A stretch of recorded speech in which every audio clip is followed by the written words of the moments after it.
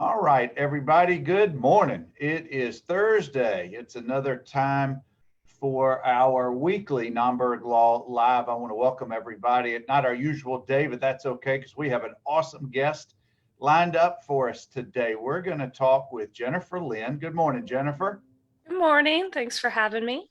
Oh, my pleasure. And guys, this is a topic that I've wanted to have a guest on, and I finally found the right one for us today. We're going to talk about the mindset, the lifestyle, and what is minimalism.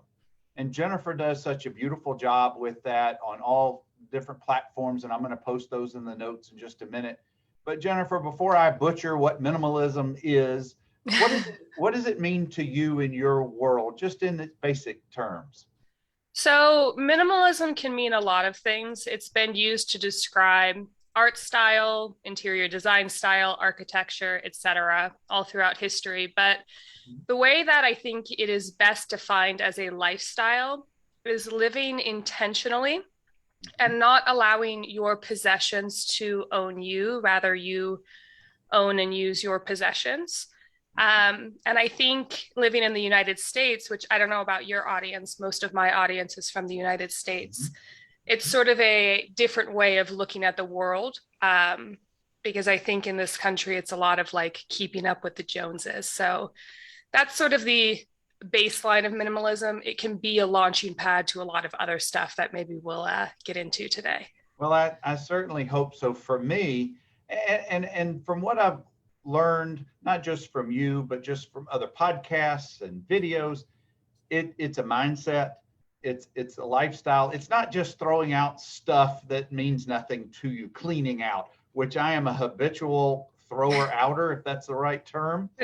But particularly during the pandemic, when we've had more time than maybe from an adult standpoint than we've ever had, I just see things around my house that I'm just really, there's this much dust on it. Do I really need it? But I know it's not that simple. So I guess I've got a series of questions for you that I know that you'll be able to address. But I guess where I want to start is the state of mind of someone who approaches that lifestyle. It's not for everybody. And I've heard criticisms, this is an elitist mindset or whatever. That makes no sense to me at all. But Yeah. talk a little bit about the mindset, because we don't wake up one day and all of a sudden, or maybe we do, I don't know. We don't all of a sudden say, all right, I'm throwing out everything in my life. That's kind of extreme. Yeah. It's kind of anyway. I'm gonna hush up now and just kind of let you tell us a little bit about that mindset. So, to kind of tie a lot of the things that you said into one sort of bundle, we'll start with the elitism comment because I think it's going to lead really well into the reason why people get to this mindset. And I think the criticism with the elitism, it's valid in some regard because I do think there are some people who have turned minimalism into having like all the perfect stuff, all black and white, $1,000, this, that, the other luxury goods because they're better quality. And I'm a minimalist, so that's what I get. So there's like a valid criticism there. However, I don't think elitism stops at minimalism. You can see elitism with drinking wine or yoga or drinking coffee. And I think that throwing away the entire ideology and possibilities of the lifestyle helping you, because some people are jerks about it, in my mind is a little bit foolish, but to each their own. As far as the mindset, the reason that I think there's kind of two buckets that I put people in. Usually, I mean, there's a lot of reasons why people might gravitate towards minimalism. Maybe they're neurodivergent in some way, like they have autism or ADHD. So having a clean space can help them thrive. But the two sort of main buckets that I find people's ideology in order for them to get to this mindset is bucket one, they grew up in a house that was like filled to the brim with all kinds of stuff. I don't know about you, but my parents were raised by parents who grew up during the Great Depression. So they got passed down this ideology of keep it just in case. And now that we live in a world of planned obsolescence, that does more harm than good. So me, I grew up in a house and it was a very normal house. The house was clean. It was just very overfull. So I think people who grew up that way maybe gravitate towards something different because there's a lot of stimulation with the visual clutter, even if it's like well styled and well organized, it doesn't really allow for peace. And I think some people have come to realize that. And bucket two is people see the true freedom in owning less. I think once you have that mindset switch, you realize how light you can be with less. The freedom to travel without 3 suitcases, the freedom to pick up and move if you need to, the freedom if your house, God forbid, caught on fire or something, you would be obviously upset, but it wouldn't be so much about the stuff. It would be more about like the inconvenience of what do we do next. So those are kind of how people get there. And the mindset, I think, is just, like I said before, not having your stuff be the focus of your life and spending your time as opposed to collecting things to, you know, show off for people that you may not even care about. Rather spend your time living authentically and like a beautiful life. So I think I covered everything in that. It's there. It really is a different type of mindset, at least my observations, because people like their stuff. Yeah, I like stuff sometimes. We all have those things that we have such sentiment about. It takes you back to a time and place that maybe was more simple or was a happy occasion. And I want to make sure for the audience and people who are just learning about this, because I certainly am as well, it doesn't mean that you have to throw out anything. No. There's no enforcing that lifestyle, that mindset. But for those who follow it, or those who, I don't know if the right word is observe or live that lifestyle, that's just what you choose. So I'm not about to go, well, I kind of did this with my dad, so I hope he doesn't watch this.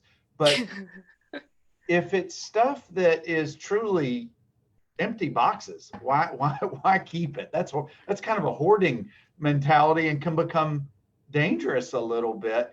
But I want to pivot a little bit from the mindset to the lifestyle. And I know you briefly addressed that already, but doesn't it look different to everyone who may be wanting to get into that type of a lifestyle of minimalism? Doesn't it look a little different to everyone? There's no prescribed formula, if you will. Absolutely, it does. I think that there are, just like with anything, like let's touch on like religion for a second. Not that minimalism is a religion, although it does get that comparison from time to time. Yeah.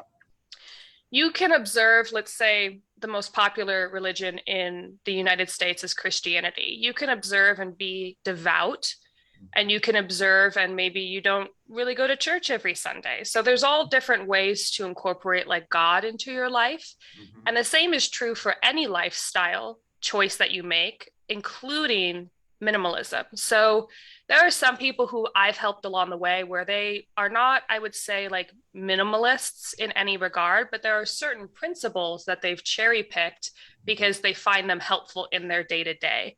So I really think that even if you don't want to like go full blown minimalist, having some principles to just keep your house more tidy and running a little bit more efficiently and your space a little bit more clear and maybe your wallet a little bit more full can be helpful for anybody. I've seen people who define themselves as minimalists that live out of a backpack and they only own 24 things in this world. Wow. And then there's people like me who live like a typical American life where I have a house. I have 3 bedrooms, even though it's just me and my husband, because we intend to stuff it with kids one day. We're going to have a dog. And it's just sort of about keeping my day-to-day more simple. So, I mean, it's a spectrum. And I do think anybody can cherry pick what they want out of the lifestyle and get value from it. There was something else you said that I wanted to talk about, but I totally, as I was talking, missed it. It's okay. That's okay. It'll probably come back. It'll come back. One of the things that I think that all parents do at some point, if they're blessed to have children, and then those children, naturally things come with children. You just have to have things. But there comes a time when your children are of a certain age and they have a room that their toys are in.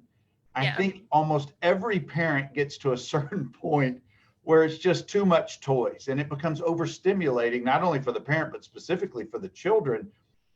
If there's too much toys, how does the child concentrate on X, Y, and Z? So I want to Yeah. pause that comment, and here's my question.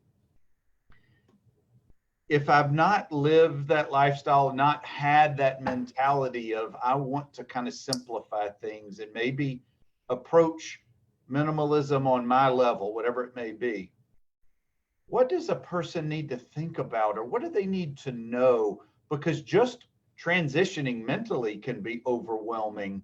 Where do I start? Yeah. Well, I That's would a say fabulous question. first of all, you find you on social media, but then where do we go? That is a great question. I would say the best place to start is to define your reason for why. Mhm. So, like, why do you want to switch your mindset over to a more minimalistic mindset? Is it because you want a cleaner house? Is it because you feel like you're drowning in clutter? Is it because you want more money? Is it because you're tired of feeling like you have to keep up with the Joneses and this sort of capitalist trap that we sometimes fall into in this country? Define your why, because when things get a little bit tricky and tough, you're going to want to be able to pull that out of your back pocket as your motivation to continue forward. And then I did remember what I wanted to say earlier with regards to decluttering sentimental items. You don't have to. I still have sentimental items. It's just I don't have like 500 of them that sit in my garage and do nothing. They're Right. displayed around my house. So you don't have to. Mm-hmm. With that, I played sports all during my childhood and even into college. And we now live in the world of participation trophies, but when my childhood, you had to earn a trophy, but that's a whole nother topic.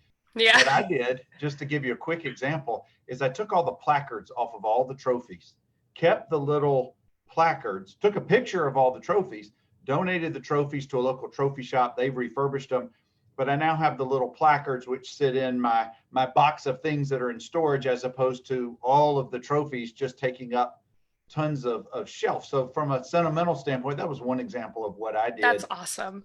To kind of lessen my things.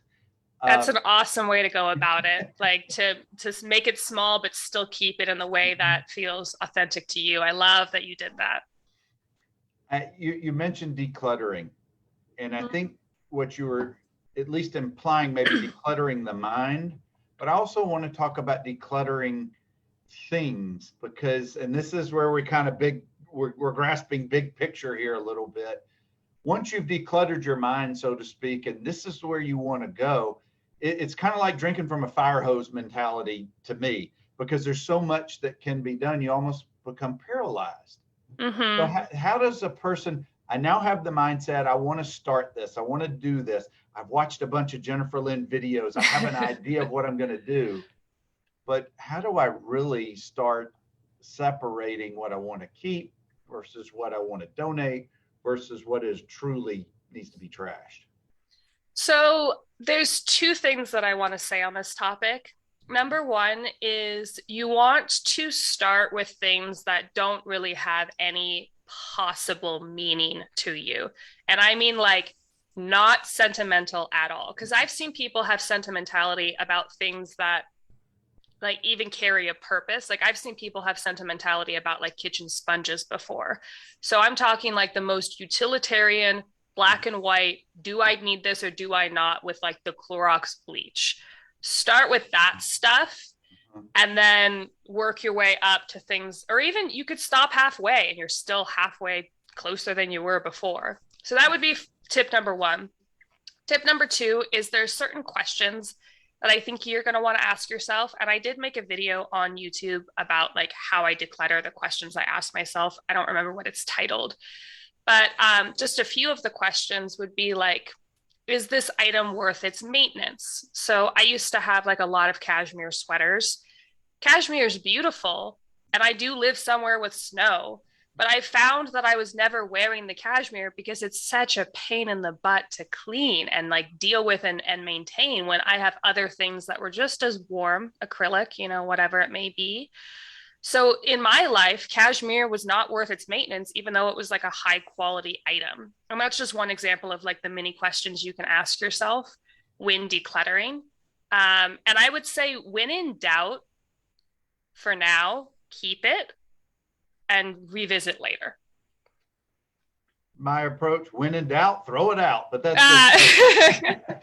guys, for who are just watching, we've got Jennifer Lynn as my guest, someone who I've followed on social for a while, and I've put links to all of her social media in the show notes. So go follow her, go watch what she has to say, not necessarily every day, but at least weekly. And we've got a question with actually we just got a question submitted, Jennifer, but and I think you may have addressed this in a previous video. You mentioned a husband, you're hoping to have children. The question is, how does minimalism impact a relationship when maybe one does want to embrace that, but the other is really struggling with, I want my stuff, I got to keep my stuff. How do you deal with that in a family?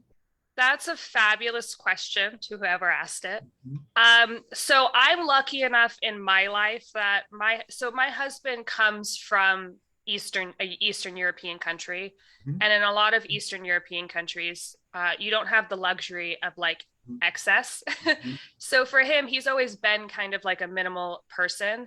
And he really likes our house being stylized and well taken care of. And I think he very much understands the connection between, if I want my house to look like this, I have to not have X amount of stuff. So I got really lucky with him. But I do understand that that's not everybody. There's a couple of ways I would go about it. Number one, don't be forceful. Just like with anything, you can't shove it down someone's throat or they're just going to be so resistant to it. So I would just start doing it for you. And when your partner sees how well you're living and some of the benefits that you're getting, maybe it's a calmer life, maybe you're less agitated when you come home, whatever it may be, they'll start to ask why. People are attracted to positivity. And then at that point, you can kind of introduce them this, that, and the other. In the meantime, what I would recommend for clutter is having designated drop zones. So there are a few instances where my husband is cluttered, particularly when he's working on some sort of a project. So there are designated parts of the garage where he keeps all of his car crap. Oh, am I allowed to say that? All of his car stuff. Sorry. All of his car stuff. There's a small little entryway desk in our back entry where he keeps all of his tools that are like in use for the project that's been going on for 3 weeks. So those are his designated zones to like be cluttered. And then it doesn't spill over onto the kitchen counter and the coffee table and all of these other places. And then as far as children, I get that question a lot actually, because I think a lot of people can't see like all of the stuff you need for children colliding with minimalism and the beautiful spaces that you have. And again, I'm going to tie it back to the mindset, because as long as you're being intentional with the stuff that you're bringing in for your children, and as your children grow up, you're maybe selling or decluttering the things that no longer serve them or you're still there, even though you have hundreds of more things than you did before. I never intend to like make my child be a minimalist, because it's their home too. I want them to be comfortable in whatever way they want to live their life. Important question. And forgive me if this is too personal, but does your husband have a drop zone for all of his dirty clothes that do not make it to the hamper on a given day? He does not have that problem. I'm so lucky as that we have one hamper that sits in our laundry room. And I don't know if his mom just like spanked him when he was a kid or what, but they make it into the hamper. I'm not saying that he just submitted this question, but he wanted me to address, do you have a drop zone for all of your dirty clothes that don't make it to the hamper on a daily basis? So I have a question for that question, because dirty clothes make it into the hamper every day. But are you talking about that like weird equilibrium where it's been worn once, so it's not clean enough to go in the closet, but it's not dirty enough to go in the hamper? Is that sort of the category you're talking about? Yes, I guess you found out. I struggle with that every day. Okay, so I have solutions. Please share. So this This might will not help work for me. everybody, but this is what we do. For our pajamas, Mhm. when they're like half worn, instead of going back into the drawer, I put them under my pillow because I'll wear pajamas twice. Yes. So that's Gotcha. number one. Gotcha. For like shirts like this that are half worn, I Uh-huh. have two rods in my closet, and Uh-huh. I have such a minimal amount of clothes that the upper rod is for clean and the lower rod is for half clean. Right, right, Um, right. so, and I'll like hang pants or skirts in that same Uh-huh. way too. So I think if you create, and this is for anything, Uh-huh. if you create a system for your clutter, you'll have less clutter. So, like all of the cups piling up next to the sink because they're Uh-huh. not quite ready to go in the dishwasher.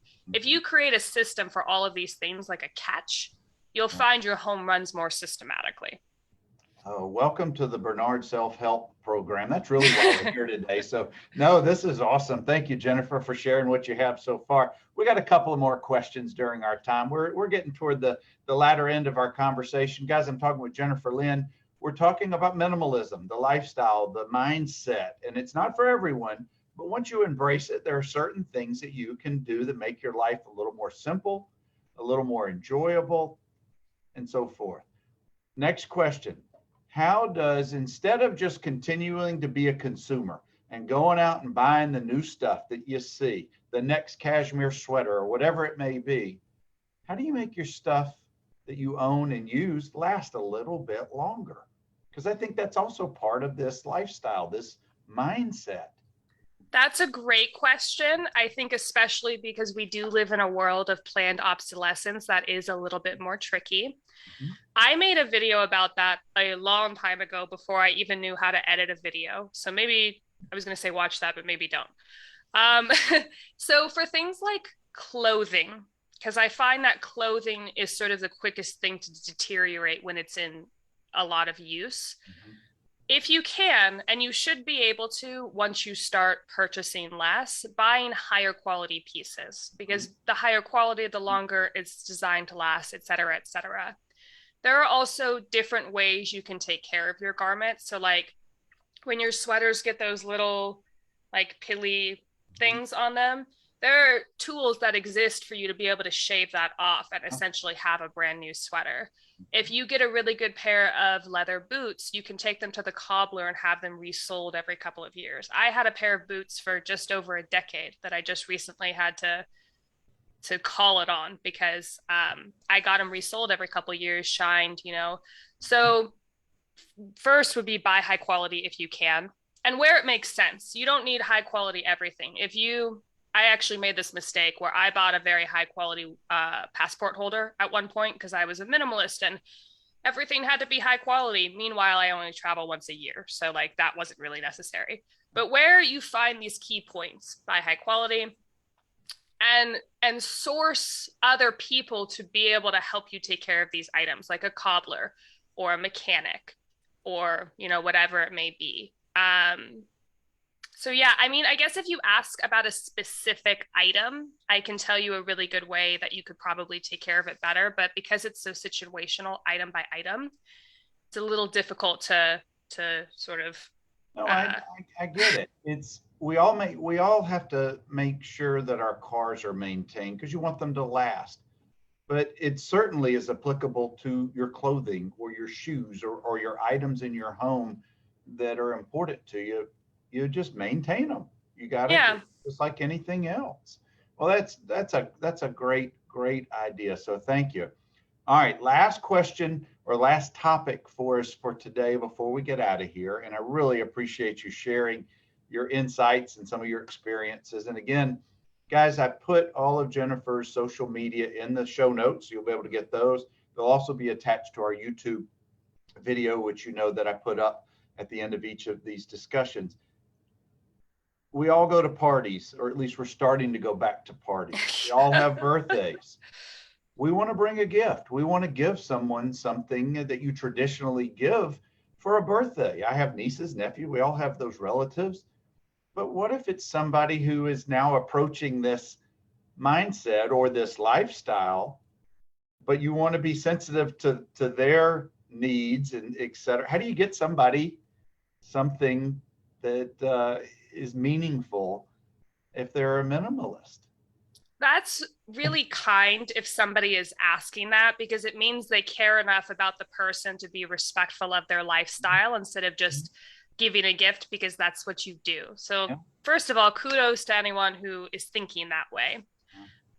So there's a couple of avenues, and I've actually made a video about this as well. But number one is you can buy them something consumable.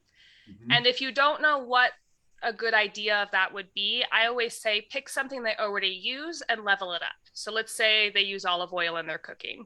Buy them a really fancy imported from Italy $35 bottle of olive oil, whatever it may be, bath bombs, lotions, whatever.